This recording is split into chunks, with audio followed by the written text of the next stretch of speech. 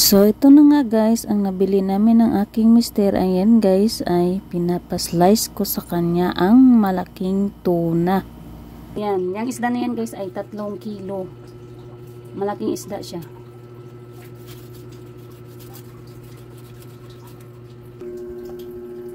So, ayan nga guys, ganyan daw magkatay ng malaking isda, sabi ng aking mister.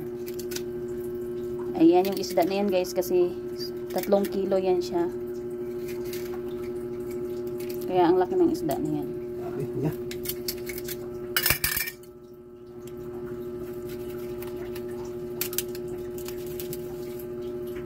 Ang hirap hiwain. Yan, kaya lang gabi na guys.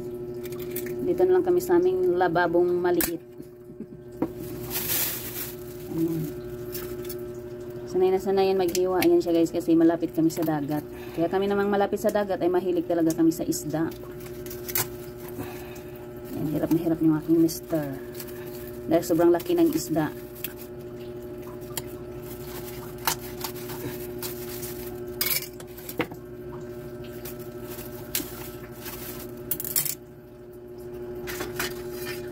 Kahit anong kutsilyo na yung ginagawa.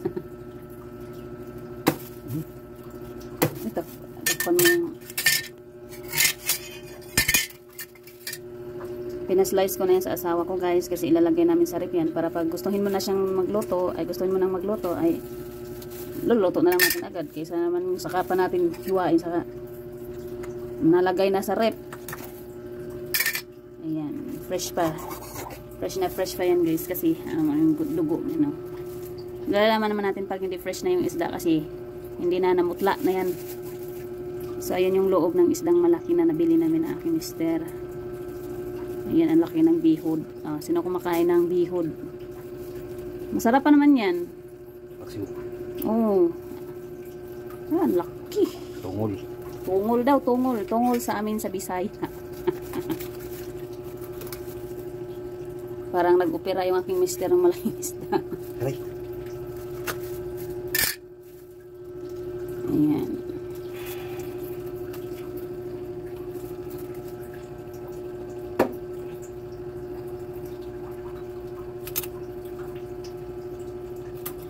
Puso.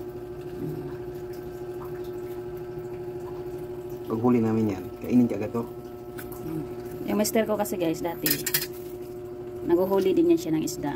Yan ang puso. Pag nasa probinsya kami. Yan, inano lang namin, kinakain ng hilaw. Pero may suka yun. So ayan yung lamang loob ng isdang malaki guys. Ayan. Hindi kaya.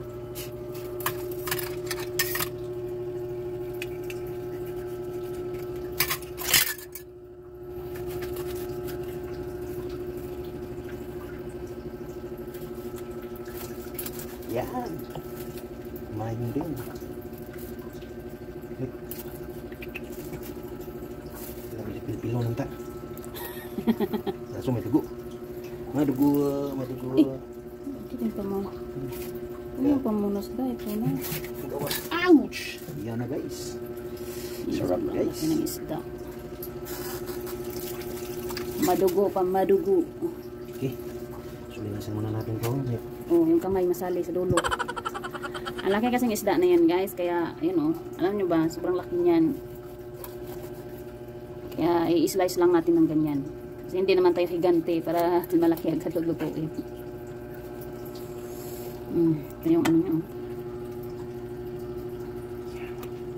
Nagkilawin ito pag bagong huli.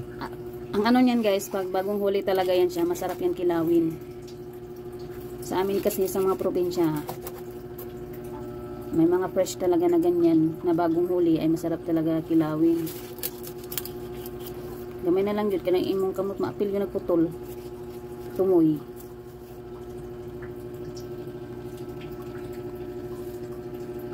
Pinapaslice ko muna bago ilagay sa ref.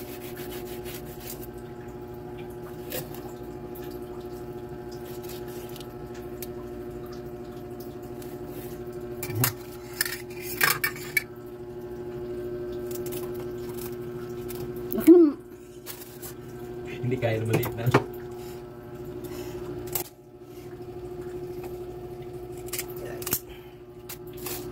Malaki pa ni slice mo pa yan da.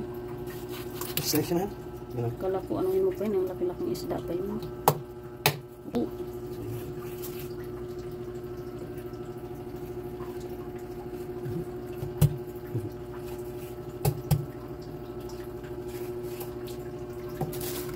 Pag hindi kaya. Lagi mo naot. Bawasan mo yung dugo. Ito na, palaban tayo nito. Yan yung papalaban na si Mister kasi nga matigas siya sa sobrang laki ng isda. Tuloy na natin to. Oo, wala nga mag-apilong pa nun, hindi man na makaon.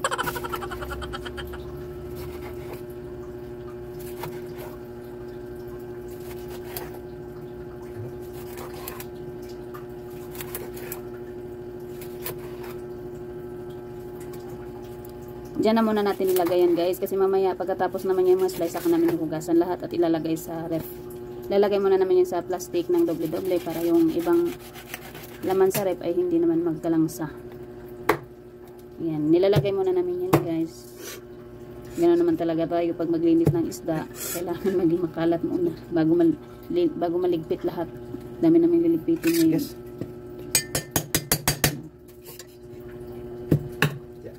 Tumalsik na. Hirapan yung Mister ko guys kasi ang tigas ng isda. Sobrang laki naman kasi talaga. Guntingin mo. Buto guntingin. So dito na tayo magtatapos ang ating video guys kasi sobrang haba na talaga siya. Umiiyak na yung ano ko. Ayan. Thank you for watching sa lahat.